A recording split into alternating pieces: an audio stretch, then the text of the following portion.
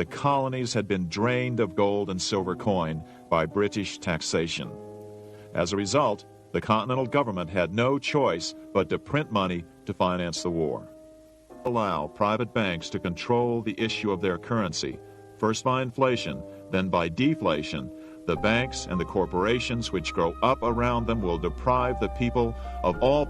The House of Representatives voted 134 to 82 against rechartering the bank. This was followed up by an even more lopsided vote to establish a special committee to investigate whether the bank had caused the crash.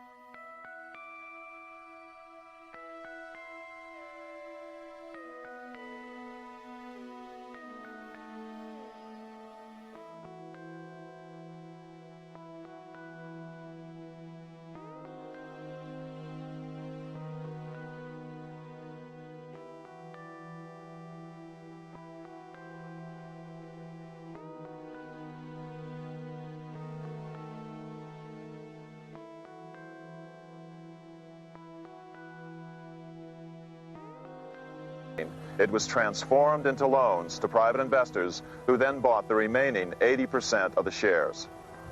Just as before, the primary stockholders remained a secret, but it is known that the largest block of shares, about 1/3 of the total, were sold to foreigners. As one observer put it, it is certainly no exaggeration to say that the Second Bank of the United States was rooted as deeply in Britain as it was in America. So, by 1816, some authors claim the Rothschilds had taken control over the Bank of England and backed a new, privately owned central bank in America as well.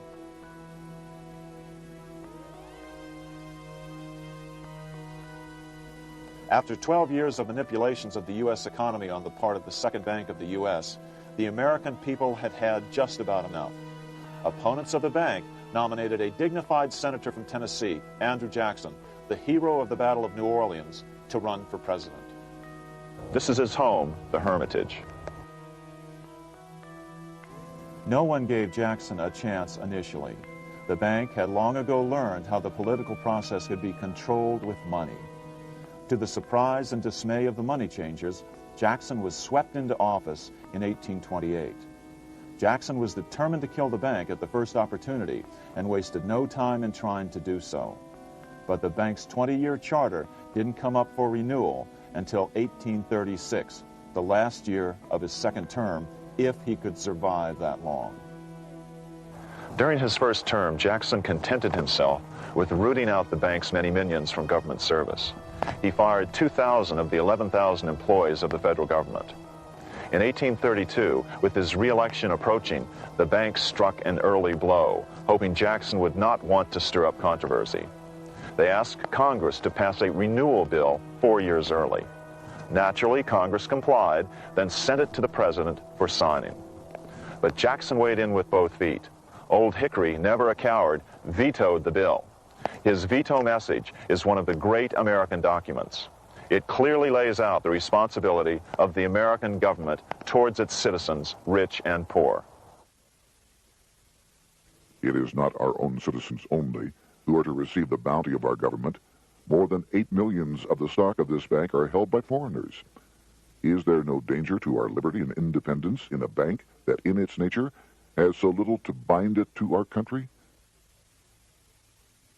Controlling our currency, receiving our public monies, and holding thousands of our citizens' independence would be more formidable and dangerous than a military power of the enemy. If government would confine itself to equal protection and, as heaven does its rains, shower its favor alike on the high and the low, the rich and the poor, it would be an unqualified blessing.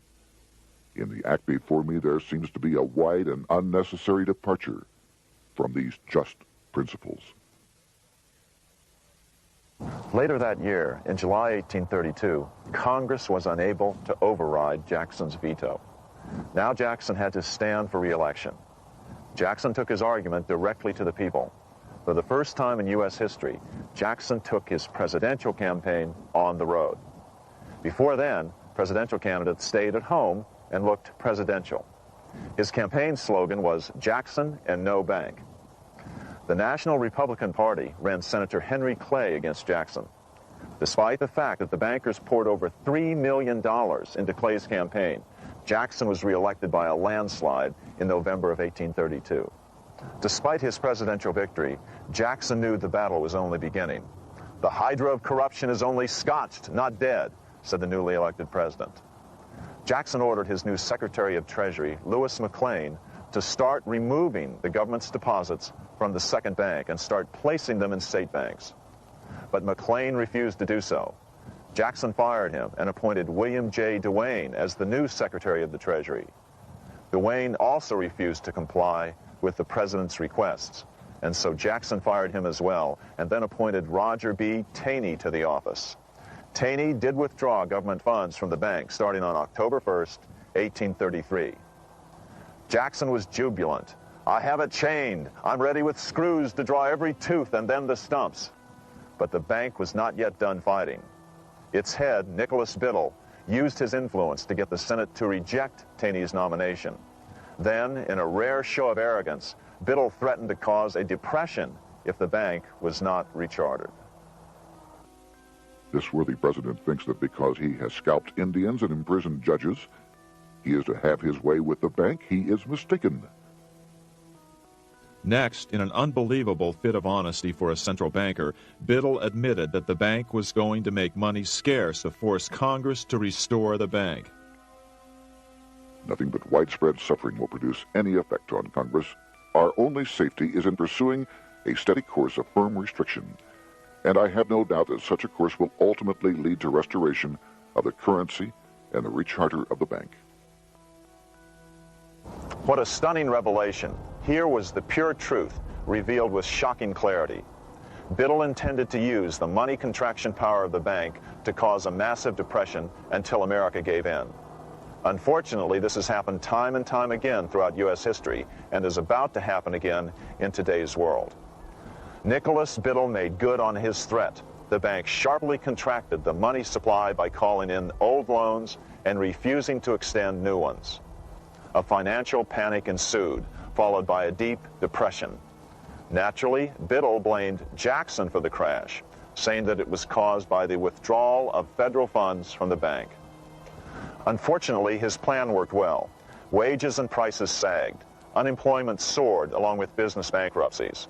The nation quickly went into an uproar. Newspaper editors blasted Jackson in editorials. The bank threatened to withhold payments, which then could be made directly to key politicians for their support. Within only months, Congress assembled in what was called the panic session. 6 months after he had withdrawn funds from the bank, Jackson was officially censured by a resolution which passed the Senate by a vote of 26 to 20. It was the first time a president had ever been censured by Congress. Jackson lashed out at the bank. "You are a den of vipers. I intend to rout you out, and by eternal God, I will rout you out." America's fate teetered on a knife edge. If Congress could muster enough votes to override Jackson's veto, the bank would be granted another 20-year monopoly or more over America's money, time enough to consolidate its already great power. Then a miracle occurred. The governor of Pennsylvania came out supporting President Jackson and strongly criticized the bank. On top of that, Biddle had been caught boasting in public about the bank's plan to crash the economy. Suddenly, the tide shifted. In April of 1834, the House of Representatives voted 134 to 82 against rechartering the bank. This was followed up by an even more lopsided vote to establish a special committee to investigate whether the bank had caused the crash. When the investigating committee arrived at the bank's door in Philadelphia, armed with a subpoena to examine the books, Biddle refused to give them up. Nor would he allow inspection of correspondence with congressmen relating to their personal loans and advances he'd made to them. He also refused to testify before the committee back in Washington. On January 8, 1835, Jackson paid off the final installment on the national debt, which had been necessitated by allowing the banks to issue currency for government bonds rather than simply issuing treasury notes without such debt. He was the only president to ever pay off the debt. A few weeks later, on January 30th, 1835, an assassin by the name of Richard Lawrence tried to shoot President Jackson, but by the grace of God, both pistols misfired. Lawrence was later found not guilty by reason of insanity. After his release, he bragged to friends that powerful people in Europe had put him up to the task and promised to protect him if he were caught. The following year, when its charter ran out, the Second Bank of the United States ceased functioning as the nation's central bank. Biddle was later arrested and charged with fraud. He was tried and acquitted, but died shortly thereafter while still tied up in civil suits. After his second term as president, Jackson retired here to the Hermitage outside of Nashville to live out his life. He is still remembered here for his determination to kill the bank. In fact, he killed it so well that it took the money changers 77 years to undo the damage. When asked what his most important accomplishment had been, Jackson replied, "I killed the bank." Unfortunately, even Jackson failed to grasp the entire picture and its root cause. Although Jackson had killed the central bank, the most insidious weapon of the money changers, fractional reserve banking, remained in use by the numerous state-chartered banks. This fueled economic instability in the years before the Civil War. Still, the central bankers were out, and as a result, America thrived as it expanded westward. During this time, the principal money changers struggled to regain their lost centralized power, but to no avail. Then, finally, they reverted to the old central bankers' formula: war to create debt and dependency. If they couldn't get their central bank any other way, America could be brought to its knees by plunging it into a civil war, just as they had done in 1812 after the first Bank of the United States was not rechartered. 1 month after the inauguration of Abraham Lincoln, the first shots of the American Civil War were fired here at Fort Sumter, South Carolina, on April 12, 1861. Certainly slavery was a cause for the Civil War, but not the primary cause. Lincoln knew that the economy of the South depended upon slavery, and so before the Civil War, he had no intention of eliminating it. Lincoln had put it this way in his inaugural address only 1 month earlier. I have no purpose, directly or indirectly, to interfere with the institution of slavery in the states where it now exists. I believe I have no lawful right to do so, and I have no inclination to do so. Even after the first shots were fired here at Fort Sumter, Lincoln continued to insist that the Civil War was not about the issue of slavery. My paramount objective is to save the Union, and it is not either to save or destroy slavery. If I could save the Union without freeing any slave, I would do it. So what was the Civil War all about? There were many factors at play. Northern industrialists had used protective tariffs to prevent the southern states from buying cheaper European goods. Europe retaliated by stopping cotton imports from the South. The southern states were in a double financial bind. They were forced to pay more for most of the necessities of life while their income from cotton exports plummeted. The South was angry. But there were other factors at work. The money changers were still stung by America's withdrawal from their control 25 years earlier. Since then, America's wildcat economy had made the nation rich, a bad example for the rest of the world. The central bankers now saw an opportunity to split the rich new nation, to divide and conquer by war. Was this just some sort of wild conspiracy theory at the time? Well, let's take a look at what a well-placed observer of the scene had to say at the time. His name was Otto von Bismarck, Chancellor of Germany, the man who united the German states a few years later. The division of the United States into federations of equal force was decided long before the Civil War by the high financial powers of Europe.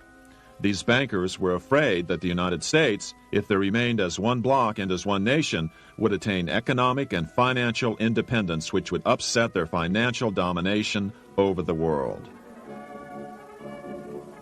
Within months after the first shots here at Fort Sumter, the central bankers loaned Napoleon III of France, the nephew of the Waterloo Napoleon, 210 million francs to seize Mexico and station troops along the southern border of the U.S., taking advantage of their war to violate the Monroe Doctrine and return Mexico to colonial rule.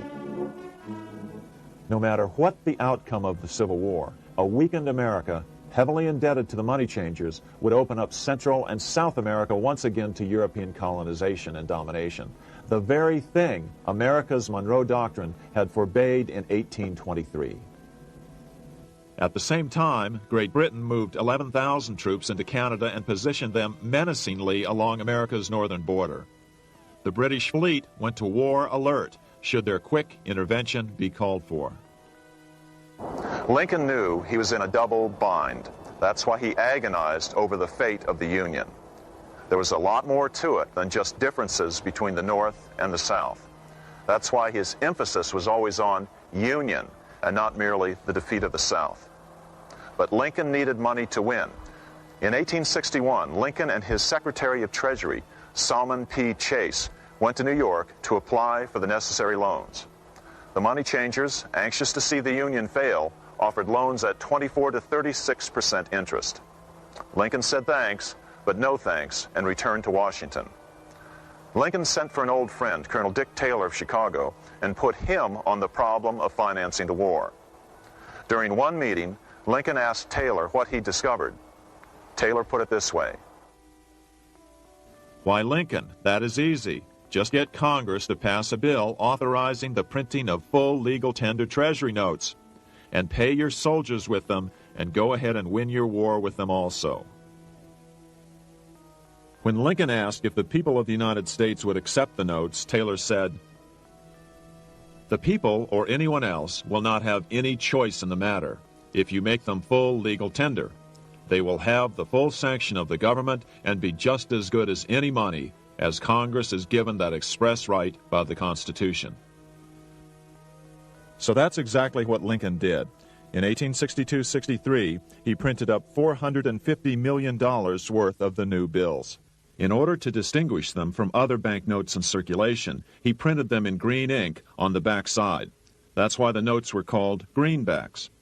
With this new money, Lincoln paid the troops and bought their supplies. During the course of the war, nearly $450 million worth of greenbacks were printed at no interest to the federal government. Lincoln understood who was really pulling the strings and what was at stake for the American people. This is how he explained his rationale. The government should create, issue, and circulate all the currency and credit needed to satisfy the spending power of the government and the buying power of consumers.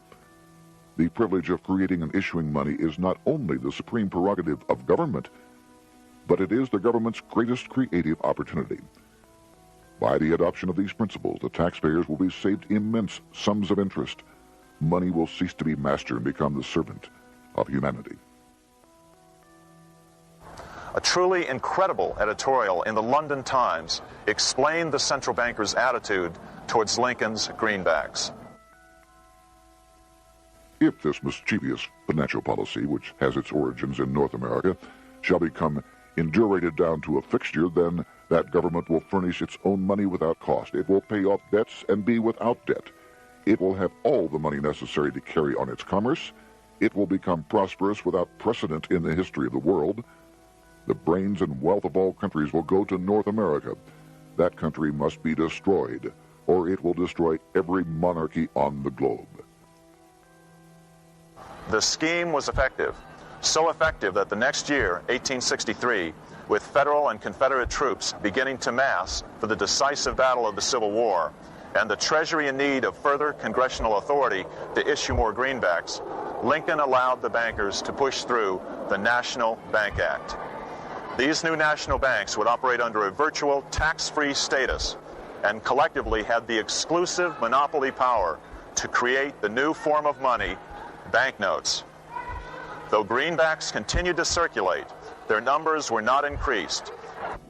But most importantly, from this point on, the entire U.S. money supply would be created out of debt by bankers buying U.S. government bonds and issuing them for reserves for banknotes. As historian John Kenneth Galbraith explained it, in numerous years following the war, the federal government ran a heavy surplus. It could not, however, pay off its debt, retire its securities, because to do so meant there would be no bonds to back the national banknotes. To pay off the debt was to destroy the money supply.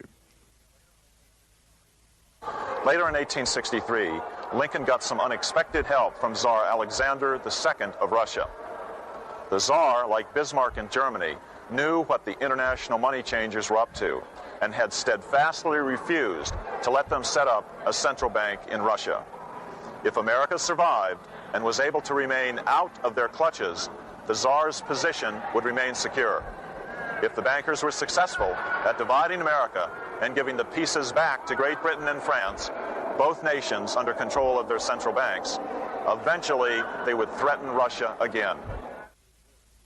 So the Tsar gave orders that if either England or France actively intervened and gave aid to the South, Russia would consider such action as a declaration of war. He did the same with part of his Pacific Fleet and sent them to port in San Francisco. Lincoln was reelected the next year, 1864. Had he lived, he would surely have killed the national bank's money monopoly extracted from him during the war. On November 21, 1864, he wrote a friend the following. The money power preys upon the nation in times of peace and conspires against it in times of adversity. It is more despotic than monarchy, more insolent than autocracy, more selfish than bureaucracy. Shortly before Lincoln was murdered, his former Secretary of Treasury, Salmon P. Chase, bemoaned his role in helping secure the passage of the National Banking Act only 1 year earlier. My agency in promoting the passage of the National Banking Act was the greatest financial mistake in my life. It has built up a monopoly which affects every interest in the country. On April 14, 1865, 41 days after his second inauguration and just 5 days after Lee surrendered to Grant at Appomattox, Lincoln was shot by John Wilkes Booth at Ford's Theater. Bismarck, Chancellor of Germany, lamented the death of Abraham Lincoln. The death of Lincoln was a disaster for Christendom. There was no man in the United States great enough to wear his boots. I fear that foreign bankers, with their craftiness and torturous tricks, will entirely corrupt the exuberant riches of America and use it systematically to corrupt modern civilization. They will not hesitate to plunge the whole of Christendom into wars and chaos in order that the earth should become their inheritance. Bismarck well understood the money changers' plan. Allegations that international bankers were responsible for Lincoln's assassination surfaced in Canada 70 years later in 1934. Gerald G. McGeer, a popular and well-respected Canadian attorney, revealed this stunning charge in a 5-hour speech before the Canadian House of Commons, blasting Canada's debt-based money system. Remember, it was 1934, the height of the Great Depression, which was ravaging Canada as well. McGeer had obtained evidence deleted from the public record, provided to him by Secret Service agents at the trial of John Wilkes Booth after Booth's death. McGeer said it showed that Booth was a mercenary working for the international bankers. According to an article in the Vancouver Sun of May 2, 1934, Abraham Lincoln, the martyred emancipator of the slaves, was assassinated through the machinations of a group representative of the international bankers who feared the United States president's national credit ambitions. There was only one group in the world at that time who had any reason to desire the death of Lincoln. They were the men opposed to his national currency program and who had fought him throughout the whole Civil War on his policy of greenback currency. Interestingly, McGeer claimed that Lincoln was assassinated not only because international bankers wanted to reestablish a central bank in America, but because they also wanted to base America's currency on gold. Gold they controlled. In other words, put America on a gold standard. Lincoln had done just the opposite by issuing U.S. notes, Greenbacks, which were based purely on the good faith and credit of the United States. The article quoted McGeer as saying, "They were the men interested in the establishment of the gold standard and the right of the bankers to manage the currency and credit of every nation in the world. With Lincoln out of the way, they were able to proceed with that plan and did proceed with it in the United States.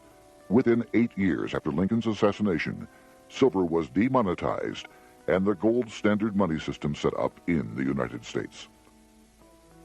Not since Lincoln has the U.S. issued debt-free United States notes.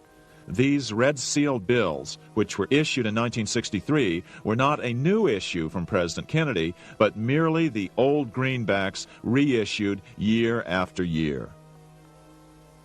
In another act of folly and ignorance, the 1994 Regal Act actually authorized the replacement of Lincoln's greenbacks with debt-based notes. In other words, greenbacks were in circulation in the United States until 1994.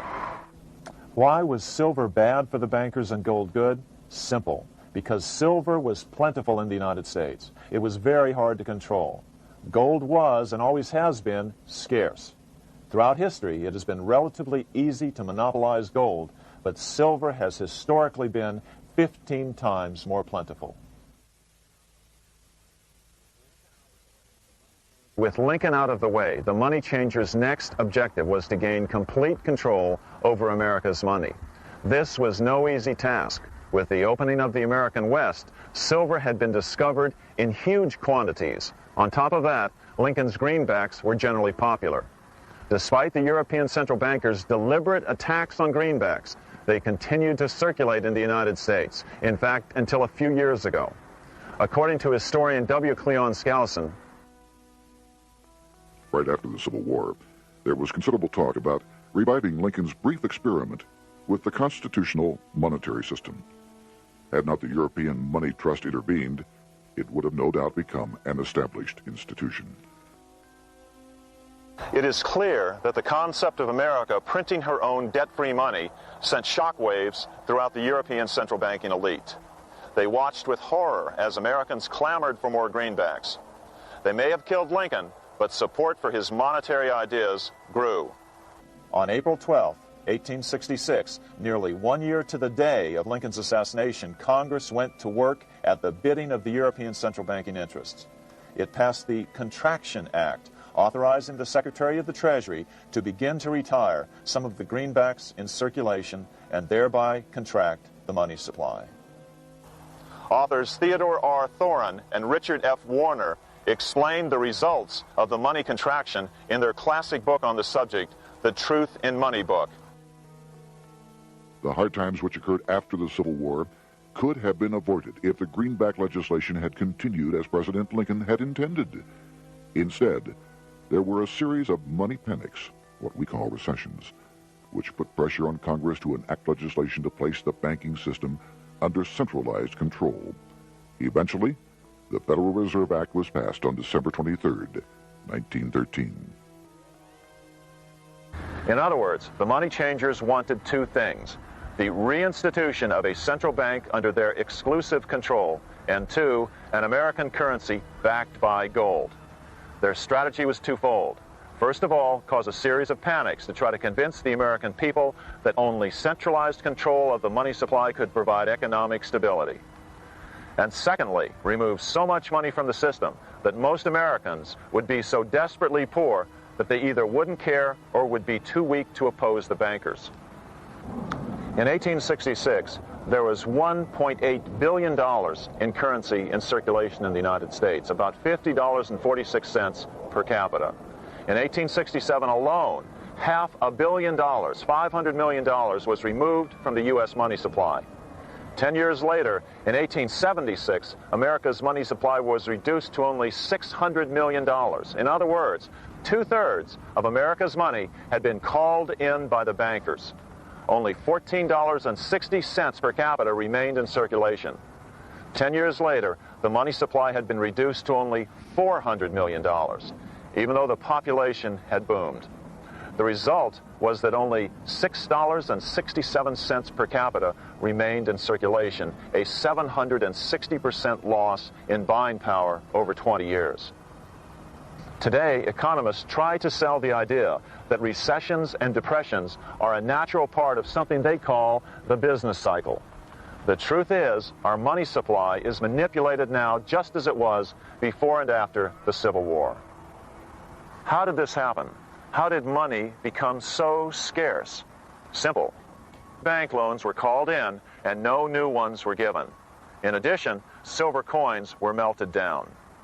In 1872, a man named Ernest Said was given 100,000 pounds, about $500,000, by the Bank of England and sent to America to bribe necessary congressmen to get silver demonetized. He was told that if that was not sufficient, to draw an additional 100,000 pounds or as much more as was necessary.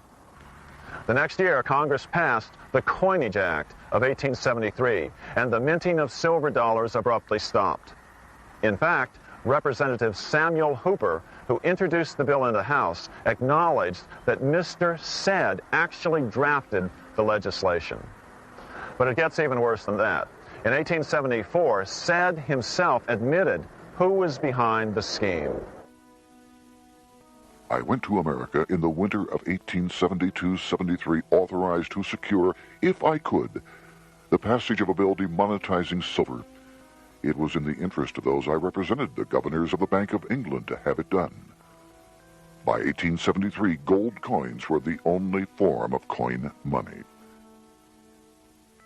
But the contest over control of America's money was not yet over. Only 3 years later, in 1876, with 1/3 of America's workforce unemployed, the population was growing restless.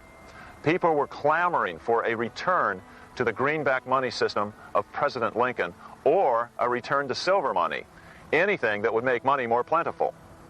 That year, Congress created the United States Silver Commission to study the problem.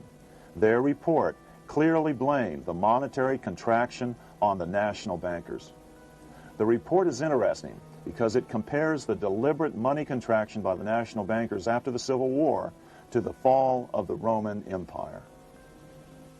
The disaster of the Dark Ages was caused by decreasing money and falling prices. Without money, civilization could not have had a beginning, and with a diminishing supply, it must languish, and unless relieved, finally perish. At the Christian era, the metallic money of the Roman Empire amounted to $1,800,000,000. By the end of the 15th century, it had shrunk to less than $200 million. History records no other such disastrous transition as that from the Roman Empire to the Dark Ages. Despite this report by the Silver Commission, Congress took no action. The next year, 1877, riots broke out from Pittsburgh to Chicago. The torches of starving vandals lit up the sky. The bankers huddled to decide what to do. They decided to hang on. Now that they were back in control to a certain extent, they were not about to give it up. At the meeting of the American Bankers Association that year, they urged their membership to do everything in their power to put down the notion of a return to greenbacks. The ABA Secretary, James Buell, authored a letter to the members which blatantly called on the banks to subvert not only Congress, but the press. It is advisable to do all in your power to sustain such prominent daily and weekly newspapers, especially the agricultural and religious press, as will oppose the greenback issue of paper money, and that you will also withhold patronage from all applicants who are not willing to oppose the government issue of money. To repeal the act creating banknotes or to restore to circulation the government issue of money will be to provide the people with money and will therefore seriously affect our individual profits as bankers and lenders. See your congressman at once and engage him to support our interest that we may control legislation. As political pressure mounted in Congress for change, the press tried to turn the American people away from the truth. The New York Tribune put it this way on January 10th, 1878. "The capital of the country is organized at last, and we will see whether Congress will dare to fly in its face." but it didn't work entirely. On February 28, 1878, Congress passed the Sherman Law, allowing the minting of a limited number of silver dollars, ending the 5-year hiatus.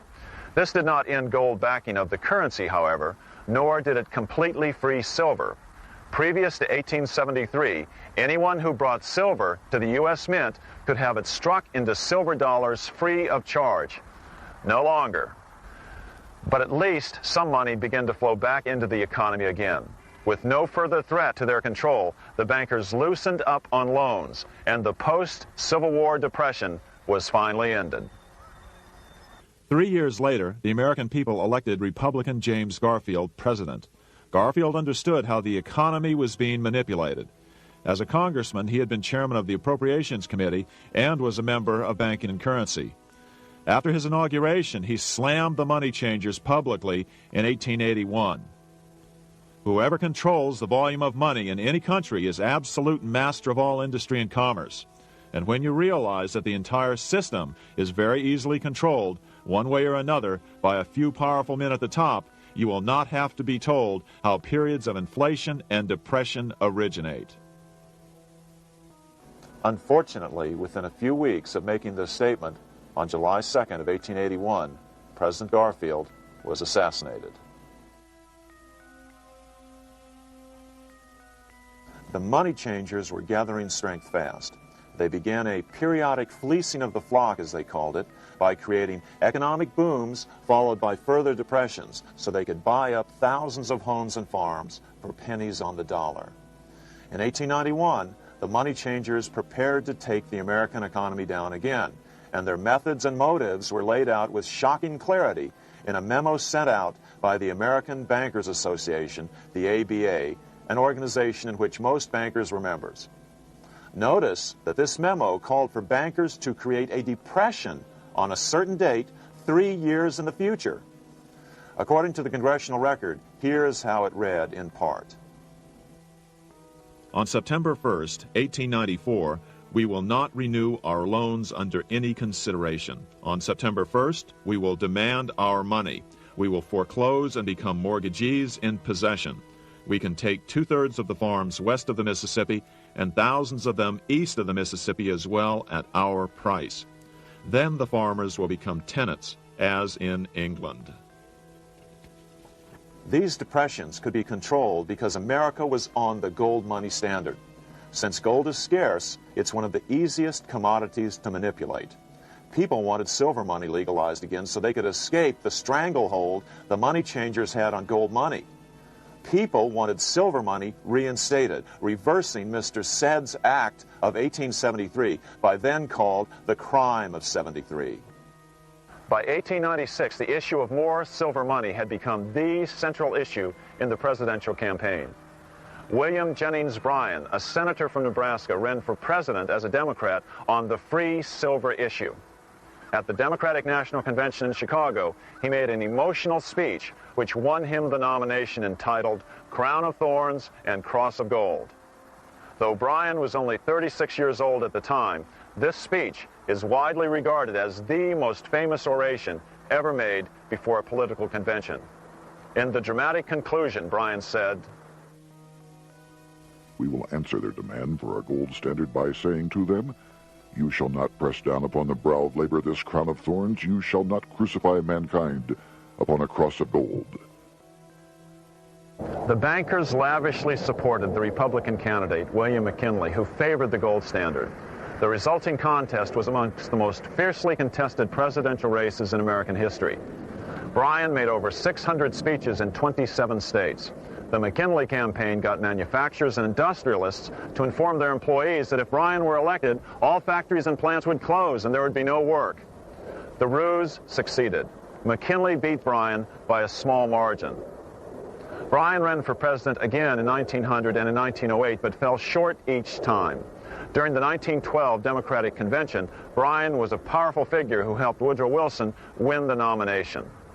When Wilson became president, he appointed Bryan as Secretary of State, but Bryan soon became disenchanted with the Wilson administration.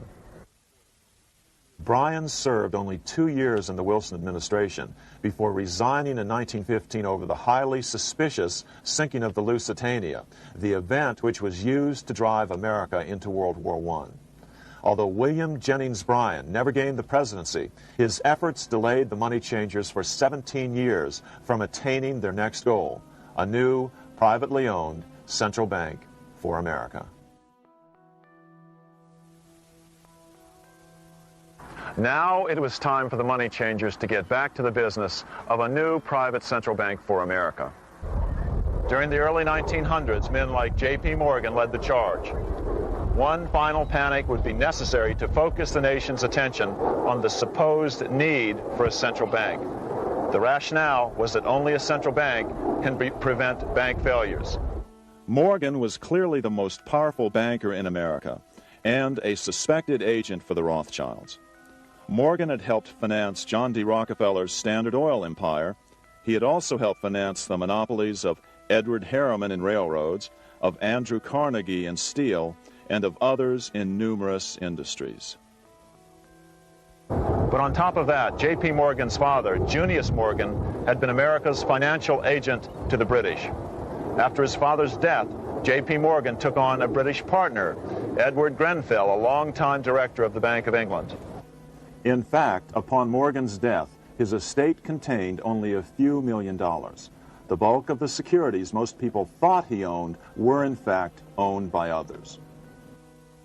In 1902, President Theodore Roosevelt allegedly went after Morgan and his friends by using the Sherman Antitrust Act to try to break up their industrial monopolies. Actually, Roosevelt did very little to interfere in the growing monopolization of American industry by the bankers and their surrogates. For example, Roosevelt supposedly broke up the Standard Oil monopoly, but it wasn't really broken at all. It was merely divided into 7 corporations, all still controlled by the Rockefellers. The public was aware of this thanks to political cartoonists like Thomas Nast, who referred to the bankers as the Money Trust. By 1907, the year after Teddy Roosevelt's re-election, Morgan decided it was time to try for a central bank again. Using their combined financial muscle, Morgan and his friends were secretly able to crash the stock market.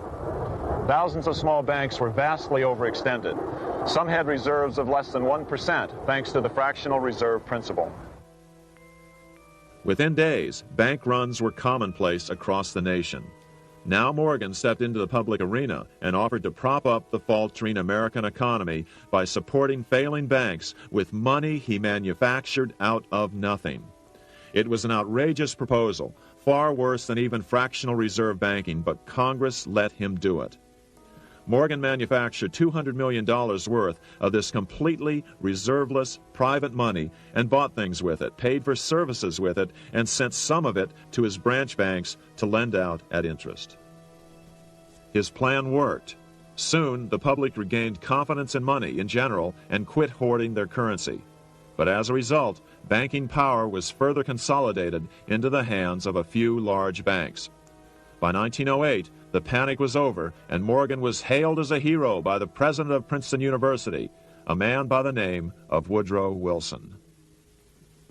All this trouble could be averted if we appointed a committee of 6 or 7 public-spirited men like J.P. Morgan to handle the affairs of our country. Economics textbooks would later explain that the creation of the Federal Reserve System was the direct result of the Panic of 1907. Quote, "With its alarming epidemic of bank failures, the country was fed up once and for all with the anarchy of unstable private banking," close quote. But Minnesota Congressman Charles A. Lindbergh Sr., the father of the famous aviator Lucky Lindy, later explained that the Panic of 1907 was really just a scam. Those not favorable to the money trust could be squeezed out of business, and the people frightened into demanding changes in the banking and currency laws which the money trust would frame. So, since the passage of the National Bank Act of 1863, the money changers had been able to create a series of booms and busts. The purpose was not only to fleece the American public of their property, but to later claim that the banking system was basically so unstable that it had to be consolidated into a central bank once again. After the crash, Teddy Roosevelt, in response to the panic of 1907, signed into law a bill creating something called the National Monetary Commission. The commission was to study the banking problem and make recommendations to Congress. Of course, the commission was packed with Morgan's friends and cronies. The chairman was a man named Senator Nelson Aldrich from Rhode Island. Aldrich represented the Newport, Rhode Island homes of America's richest banking families. His daughter married John D. Rockefeller Jr., and together they had 5 sons: John, Nelson, who would become vice president in 1974, Lawrence, Winthrop, and David, the head of the Council on Foreign Relations and former chairman of Chase Manhattan Bank. As soon as the National Monetary Commission was set up, Senator Aldrich immediately embarked on a 2-year tour of Europe, where he consulted at length with the private central bankers in England, France, and Germany. The total cost of his trip alone to the taxpayers was $300,000, an astronomical sum in those days. Shortly after his return, on the evening of November 22, 1910, some of the wealthiest and most powerful men in America boarded Senator Aldrich's private rail car and in the strictest secrecy journeyed to this place, Jekyll Island, off the coast of Georgia. With the group came Paul Warburg. Warburg had been given a $500,000 per year salary to lobby for the passage of a privately owned central bank in America by the investment firm Kuhn, Loeb and Company. Warburg's partner in this firm was a man named Jacob Schiff, the grandson of the man who shared the Green Shield house with the Rothschild family in Frankfurt. Schiff, as we'll find out later, was in the process of spending $20 million to finance the overthrow of the Tsar in Russia. These 3 European banking families, the Rothschilds, the Warburgs, and the Schiffs, were interconnected by marriage down through the years, just as their American banking counterparts, the Morgans, Rockefellers, and Aldriches were. Secrecy was so tight that all 7 primary participants were cautioned to use only first names to prevent servants from learning their identities. Years later, one participant, Frank Vanderlip, president of National City Bank of New York and a representative of the Rockefeller family, confirmed the Jekyll Island trip in a February 9, 1935 edition of the Saturday Evening Post. I was as secretive, indeed as furtive as any conspirator. Discovery we knew simply must not happen, or else all our time and effort would be wasted. If it were to be exposed that our particular group had got together and written a banking bill, that bill would have no chance whatever of passage by Congress. The participants came here to figure out how to solve their major problem, how to bring back a privately owned central bank. But there were other problems that needed to be addressed as well. First of all, the market share of the big national banks was shrinking fast. In the first 10 years of the century, the number of U.S. banks had more than doubled to over 20,000. By 1913, only 29% of all banks were national banks, and they held only 57% of all deposits. As Senator Aldrich later admitted in a magazine article, before passage of this act, the New York bankers could only dominate the reserves of New York. Now, we are able to dominate the bank reserves of the entire country. Therefore, something had to be done to bring these new banks under their control. As John D. Rockefeller put it, quote, "Competition is sin," close quote. Secondly, the nation's economy was so strong that corporations were starting to finance their expansions out of profits instead of taking out huge loans from large banks. In the first 10 years of the new century, 70% of corporate funding came from profits. In other words, American industry was becoming independent of the money changers, and that trend had to be stopped. All the participants knew that these problems could be hammered out into a workable solution, but perhaps their biggest problem was a public relations problem, the name of the new bank. That discussion took place right here in this room, one of the many conference rooms in this sprawling hotel, today known as the Jekyll Island Club Hotel. Aldrich believed that the word bank should not even appear in the name. Warburg wanted to call the legislation the National Reserve Bill or the Federal Reserve Bill. The idea here was to give the impression that the purpose of the new central bank was to stop bank runs, but also to conceal its monopoly character. However, it was Aldrich, the egotistical politician, who insisted it be called the Aldrich Bill. After 9 days at Jekyll Island, the group dispersed. The new central bank would be very similar to the old Bank of the United States. It would be given a monopoly over U.S. currency and create that money out of nothing. How does the Fed create money out of nothing? It's a four-step process. But first, a word on bonds. Bonds are simply promises to pay, or government IOUs. People buy bonds to get a secure rate of interest. At the end of the term of the bond, the government repays the bond plus interest, and the bond is destroyed. There are about $3.6 trillion worth of these loans or bonds at present. Now here's the Fed money-making process. Step 1. The Federal Open Market Committee approves the purchase of U.S. bonds on the open market. Step 2. The bonds are purchased by the Fed from whoever is offering them for sale on the open market. Step 3. The Fed pays for the bonds with electronic credits to the seller's bank, which in turn credits the seller's bank account. The trick is that these credits are based on nothing. The Fed just creates them. Step 4. The banks use these deposits as reserves. They can loan out over 10 times the amount of their reserves to new borrowers, all at interest. In this way, a Fed purchase of, say, $1 million worth of bonds gets turned into over $10 million in bank accounts. The Fed, in effect, creates 10% of this totally new money, and the banks create the other 90%. To reduce the amount of money in the economy, the process is just reversed. The Fed sells bonds to the public, and the money flows out of the purchaser's local bank. Loans must be reduced by 10 times the amount of the sale.